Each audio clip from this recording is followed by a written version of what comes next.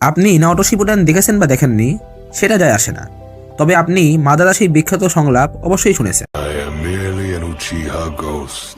এখন এর মানে কি? আমি উচিহার ভূত? ওহ না, মাদারা একটি কঠিন চরিত্র এবং তার কথাবার্তার অর্থ এত সহজে বোঝা সম্ভব নয়, তবে এর পেছনে রয়েছে গভীর যুক্তি। আচ্ছা চলুন এটি বুঝি। মাদারা এই সংলাপটি কবে বলেছিল মনে আছে? যখন সে বৃদ্ধ এবং বিশ্বের চোখে মৃত। মানে লোকেরা ভেবেছিল মাদারা বহু আগেই মারা গেছে, কিন্তু বাস্তবে সে তার গোপন আস্তানায় চুপচাপ বিশ্রাম নিচ্ছিল এবং তার মাস্টার প্ল্যান তৈরি করছিল।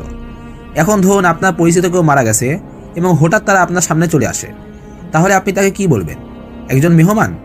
সেটা তো বলবেন না।